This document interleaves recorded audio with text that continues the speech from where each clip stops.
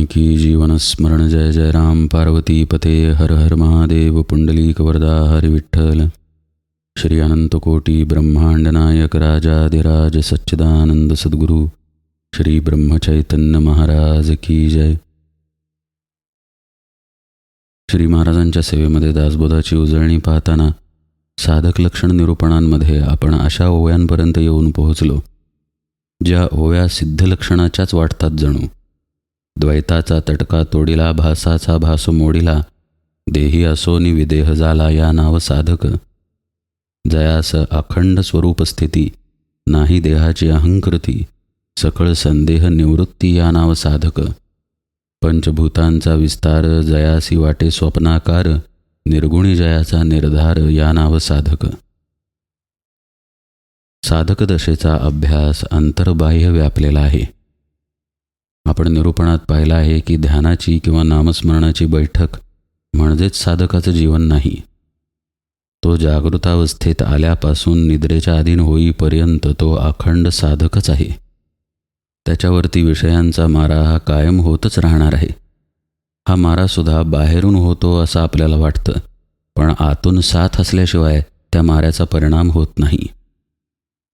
चटपटीत पदार्थ बाहेर आहे, पण त्या पदार्थांची हाव आत आहे। सुंदर फूल बाहेर आहे, पण ते फूल आवडणारी संवेदना आपल्या आत आहे।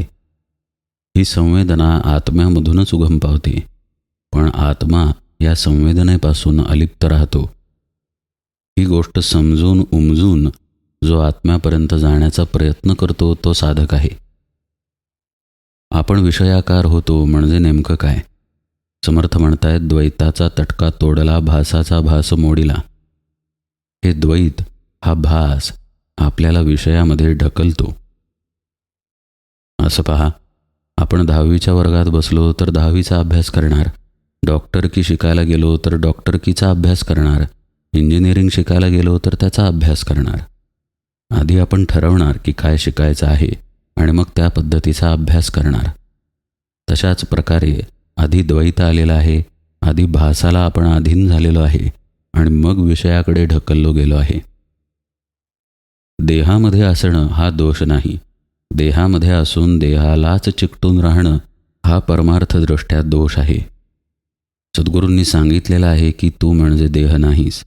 आता हे ऐकल्यानंतर तरी त्या दिशेचा अभ्यास नको का करायला? आपल्याला द्वैतसुद्धा अनेक पातळींवरती अनुभवाला येतं। मुख्यतः ज्या ठिकाणी अनुभूती आहे तिथे द्वैताचा मारा आहे। द्वैताशिवाय कोणतीही अनुभूती घेता येत नाही आणि आपलं संपूर्ण जीवन अनुभवानं व्यापलेलं असतं। हे निरूपण ऐकणं असेल किंवा मनातील विचार असतील, प्रपंचातील कोणतंही काम असेल किंवा आपण साधनेला बसलेले असू, या सगळीकडे आपण आपल्या द्वैताला घेऊन जातो। पण बाहेरील कर्मे आणि सद्गुरुपदिष्ट साधना यामध्ये मूलभूत फरक असा राहतो की सद्गुरुपदिष्ट साधना द्वैतातून बाजूला नेते। कशी काय बुवा बाजूला नेते? खरं पाहता ती तर कर्मच आहे। मग सद्गुरुपदिष्ट साधने व्यतिरिक्तचं कर्म देहबुद्धीकडे नेतं, तर सद्गुरुपदिष्ट साधना आत्मबुद्धीकडे कशी नेते?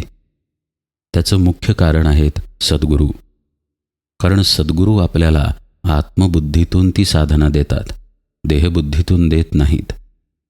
ते आत्मबुद्धीत आहेत याचा अर्थ त्यांच्यापाशी हा निश्चयच आहे की ते आत्मस्वरूप आहेत आणि त्या निश्चयामुळं त्या अनुभवामध्ये ते स्थिर राहिलेले आहेत।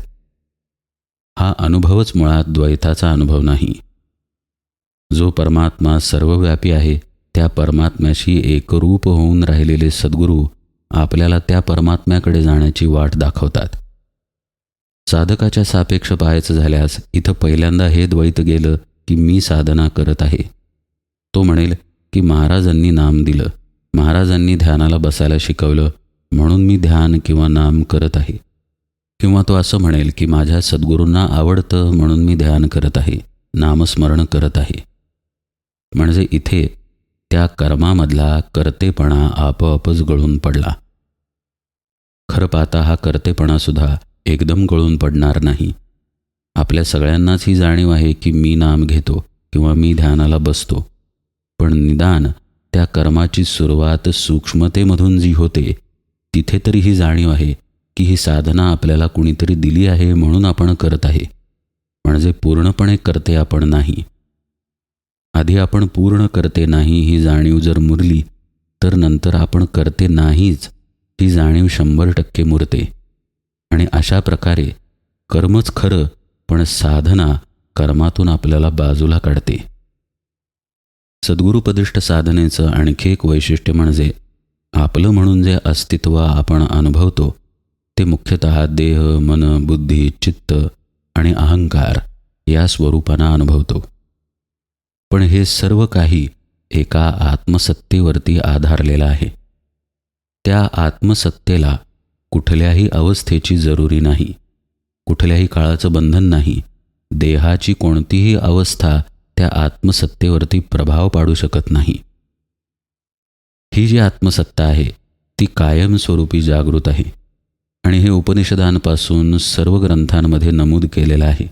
संतांनीही एकमुखानं सांगितलं आहे. सद्गुरू त्या आत्मसत्तेपाशी कायम जागृत असतात. तिथून ते आपल्याला साधना देतात. म्हणजे खरं पाहता आपल्याच आत असलेल्या आत्म्याकडून आपल्याला साधना दिली जाते. त्याचं देहातील माध्यम सद्गुरू असतं. आत्मा हा सर्वत्र एकत्वानं व्यापलेला असल्यामुळं सद्गुरूंचा वेगळा आणि आपला वेगळा असा भाग आत्म्यापाशी नाही. म्हणजे इथं गोष्ट काय घडते तर आत्म्याकडूनच आत्म्यापर्यंत जाण्याचा मार्ग दिला जातो. गल्लीमधल्या मित्राला आपण जसं भेटतो तसं देशाच्या पंतप्रधानाला भेटता येणार नाही. पुष्कळ परवानग्या, पुष्कळ काही गोष्टींमधून जाऊन शेवटी त्यांना भेटता येईल. तेही त्यांची मर्जी असेल तर, त्यांना वेळ असेल तर. पण तेच जर उत्सुकतेनं भेटण्यासाठी पुढे आले आणि त्यांनीच शिफारसपत्र दिलं तर मात्र आपल्याला कुणीही अडवणार नाही. आपण थेट त्यांना जाऊन भेटू. अशा पद्धतीनंच अनुग्रहामध्ये घडतं. आत्म्याकडूनच हात दिला जातो की माझ्यापर्यंत ये, आणि तो हात सद्गुरूंमार्फत दिला जातो. म्हणजे कल्पना करा सद्गुरूंना किती अनन्यसाधारण महत्त्व असेल. हे ज्यावेळी साधकाच्या अंतरामध्ये घडतं त्यावेळी आता त्याला विरोध करण्याच्या गोष्टी जरी आसपास असल्या तरी त्याच्याजवळ सद्गुरूंची एक चिठ्ठी अशी आहे ज्या चिठ्ठीनं त्या अडचणीतून तो पार पडत जातो. मग आता सद्गुरूंच्या देहाचं माध्यम होतं म्हणजे देहामध्ये सद्गुरू असतातच का तर मुळीच नाही. सद्गुरू हे तत्वरूपानं नटलेले आहेत. जसा आत्मा आहे तसेच सद्गुरू आहेत. सद्गुरूंच्या बद्दलचे जे जे श्लोक आहेत ते सर्व आत्म्यालाही लागू पडतात. ब्रह्मानंदम परमसुखदम असेल किंवा अखंड मंडलाकारम असेल किंवा कोणताही श्लोक आत्मस्वरूपालाही तो लागू अशासाठीच पडतो कारण सद्गुरू तत्वरूपानंच अनुग्रह करून आपल्या पाठीमागे कृपारूपानं राहतात. आपण आपल्या जीवासहित पंचमहाभौतिक देहामध्ये असल्यामुळं तशा देहाचं प्रयोजन गुरुतत्वाकडून केलं जातं आणि अनुग्रहाची प्रक्रिया केली जाते. आता देवाला आत्म्याला भेटण्यासाठी शिष्य सज्ज झाला. त्याच्याच आत त्याला प्रवास करायचा आहे. वाटेत अडचणी आहेत, षड्रिपू आहेत, वासना आहेत, अनेक गोष्टी आहेत ज्या पुन्हा देहभावामध्ये ढकलतील. पण आता त्याच्याजवळ सद्गुरूंची चिठ्ठी असल्यामुळं त्याच्यातून तो मार्ग काढत काढत शेवटी आत्म्यापर्यंत पोहोचतो. समर्थांनी या ओव्यांमधून काय काय साधक करतो ते सांगितलं आहे. द्वैताचा तटका तो मोडतो, भासाचा भास मोडतो, देहात असून विदेह स्थितीपर्यंत पोहोचतो, अखंड स्वरूप स्थितीमध्ये राहतो, देहाचा देहभाव टाकतो, संदेह निवृत्ती करून घेतो. आता हे सगळं करायला जवळ आयुध नको का? लाकडाला फोडायचं आहे तर हातात कुऱ्हाड नको का? म्हणजे द्वैत आहे, ठीक आहे. भास आहे म्हणजेच द्वैताचा भास, ठीक आहे. पण तो तोडण्यासाठी, मोडण्यासाठी हत्यार नको का? ते हत्यार म्हणजे सद्गुरुपदिष्ट साधना आहे. नाहीतर हे द्वैत तोडता येणार नाही. पूर्वी एकदा निरूपणात परमपूज्य बेलसरे महाराजांचं वाक्य आपण ऐकलंय पहा. ते म्हणतात की सद्गुरूंकडून नाम घेतलं की मी त्यांच्याकडनं नाम घेतलं आहे ही जाणीव राहते, अहंकाराला वाव राहत नाही. अशाच प्रकारे द्वैत जिथून अनुभवाला येतं तिथे सद्गुरू जाऊन साधन रूपानं बसतात. शिष्यानं तीव्रतेनं साधना करावी हे शिष्याचं कर्तव्य आहे. सद्गुरूंनी पूर्ण कृपेनं साधना दिलेलीच असते. या ओव्यांमध्ये जो द्वैत विषय आहे, भास विषय आहे, किंवा देही असोन विदेह झाला ही स्थिती आहे, किंवा अखंड स्वरूप स्थितीमध्ये साधक राहिला, नाही देहाची अहंकृती, सकळ संदेह निवृत्ती असं त्याचं झालं, हे समर्थ सांगतायत. हे सर्व यातील एकाच गोष्टीमुळं घडतं. म्हणजे भास गेला की द्वैत गेलंच, किंवा द्वैत गेलं की आपोआपच देही असोन तो विदेह झाला. द्वैत गेलं की अखंड स्वरूप स्थिती आलीच. द्वैत गेलं म्हणजेच संदेह निवृत्ती झाली. म्हणजे द्वैताला आपण नीटपणे समजून घ्यावं लागेल. द्वैत आहे, मी तू पण आहे, वेगळेपण आहे, म्हणजे नेमकं काय आहे ते प्रकाशित होतंय म्हणून आपल्याला अनुभवाला येतंय. असं पहा, इतर वेळीसुद्धा आपल्या तोंडामधून उच्छ्वास बाहेर पडू शकतो, पण तो डोळ्याला दिसत नाही. पण थंडीच्या दिवसात जर आपण तोंडातून हवा बाहेर टाकली तर वाफेच्या रूपानं ती दिसते. ती दिसते म्हणजे ती तिथे आहे असं लगेच निदर्शनास येतं. याआधी होती, पण ती तशी प्रकर्षानं दिसत नव्हती. अशाच प्रकारे द्वैत आपल्यामध्ये वेगवेगळ्या पातळ्यांवरती व्यापलेला आहे. आपण ते समजून घेऊया. आपल्याला एक वेगळेपणाचा आभास आहे. पहा, मी कुणीतरी आहे ही जाणीव आपल्यापाशी कायम आहे. नुसत्या आपल्या असणेपणाची जाणीव असेल तर ते शुद्ध अस्तित्व आहे, ते पवित्र आहे. पण तशी जाणीव आपल्याला असत नाही. त्या जाणीवेमध्ये आपल्या देहबुद्धीचा मी मिसळलेला असतो. मी कुणीतरी आहे असं विशेषत्वानं वाटत असतं. मग त्यामध्ये आपण स्त्री पुरुष, अमुक वयाचे, सुंदर कुरूप, अतिसुंदर अतिकुरूप, विद्यावान किंवा अडाणी, श्रीमंत गरीब, जात कुळ, अनेक गोष्टी असतात. या सर्वांनी मिळून एक कोश बनलेला असतो. त्या कोशानं आपण स्वतःला ओळखत असतो आणि मग ती ओळख आपला चष्मा बनलेली असते. या चष्म्यातूनच आपण अनुभव घेतो, ऐकतो, बोलतो, खातो, पितो, विचार करतो, सगळं काही या चष्म्यामधून करतो. म्हणजे हा जो मी आणून आपण तिथे चिकटवला तो काही तिथे नव्हता. कसं काय बुवा नव्हता? कारण आपला जन्म या देहामध्ये होण्याच्या आधी तो मी कुठे होता? असं समजू की पूर्वजन्मी आपण कुणीतरी राजा होतो ज्याच्या हाताखाली 10,000 सैनिक होते. आता त्यावेळी मी राजा आहे, माझ्या हाताखाली 10,000 सैनिक आहेत, असा मी आपण बाळगला असू तर आत्ता तो मी कुठे गेला? आत्ताचा मी आत्ताच्या परिस्थितीवर अवलंबून आहे, हे तर उघडच झालं. मग परिस्थिती तरी कुठे शाश्वत आहे? ती आज एक आहे, उद्या दुसरी आहे, काल वेगळीच होती. याचाच अर्थ असा की हा मी एखादं मृगजळ असावं त्याप्रमाणे आहे. वस्तुतः तिथं पाणी नाही, पण त्या हरणाला वाटतं पाणीच आहे. ते हरणाला सत्यत्वानं वाटत असतं. त्याला जर ते मिथ्यत्वानं वाटत असतं तर पाण्याचा भास आहे म्हणून ते स्वस्थ बसलं असतं. त्याला ते खरंच वाटतं म्हणून ते त्याच्या मागे धावत जातं. तसं आपल्यापक्षी आपला मी आपल्याला अगदी खरा वाटतो आणि हे खरं वाटणं सद्गुरू पुसून काढतात. इथे ते खडबडून जागं करतात की हे खोटं आहे, तू स्वप्नातून जागा हो. पूर्वी तू स्वतःला वेगळं ओळखत होतास, असा अनेक जन्मांमध्ये अनेक पद्धतीने स्वतःला ओळखत आलेला आहेस देहाच्या अंगानं. तर हा भ्रम टाकून दे आणि जो तू सच्चिदानंद स्वरूप असा आहेस तिथंपर्यंत पोहोच. त्यासाठी हे माध्यम घे. या माध्यमाचा आधार घेऊन तिथं जा. मी तुझ्या पाठीशी आहे, कृपा तुझ्या पाठीशी आहे. जो याच्यावरती विश्वास ठेवून सद्गुरूंनी दिलेलं साधन हाताशी घट्ट धरतो तो या द्वैताचा तटका किंवा भासाचा भास मोडून देही असोन विदेह झाला या स्थितीपर्यंत पोहोचू शकतो. ही विदेह स्थिती काही नवीन नाही. हे ऐकल्यावर आपल्याला कदाचित आश्चर्य वाटेल. अहो, विदेह स्थिती किती कठीण आहे प्राप्त करणं आणि ती नवीन कशी नाही? अहो, या विदेह स्थितीमधूनच तर आपण आलेलो आहोत, पतन पाहून आलेलो आहोत. शेकोटीची आग असते पहा, त्या आगीतून आगीच्याच ठिणग्या बाहेर पडतात. तशा प्रकारे या आत्मस्वरूपातून जीव बाहेर फेकला गेलेला आहे. तत्त्वज्ञानाचा खूप खोदून खोदून अभ्यास करणारे लोक असा प्रश्न विचारतात की जीव असा बाहेर फेकलाच कसा गेला? पण हा प्रश्न विचारणं म्हणजे मृगजळाच्या पाण्याचं तापमान किती आहे असं विचारण्यासारखं आहे. हा प्रश्न करणारा सुद्धा देहभावातूनच प्रश्न करतो. या भासातूनच आपण प्रश्न करतो, उत्तर मिळवतो, उत्तर दिलं जातं, उत्तर ऐकलं जातं. सर्व काही या मायेमध्येच घडत असतं. इतकं आत्मस्वरूप अलिप्तपणानं राहिलेलं आहे. आपण तेच असूनही या मायेमध्ये केवळ ते आहे हे स्वीकार न केल्यामुळे अडकून आहे. सद्गुरू ते स्वीकार करायला लावतात. आधी हे सांगतात की तत्त्वम असि. मग त्यांच्या वाक्यावरती शिष्य विश्वास ठेवतो आणि सद्गुरूंना सांगतो, सहा अहम, मी तेच आहे. आणि त्याच मार्गाचा अभ्यास सद्गुरू देतात, कधी ध्यानरूपानं, कधी नामरूपानं. कृपारूपानं ते त्या अभ्यासाच्या पाठीशी राहतात आणि अभ्यास करणारा द्वैताचा तटका मोडून स्वतःच्याच झोपेतून जागा होतो.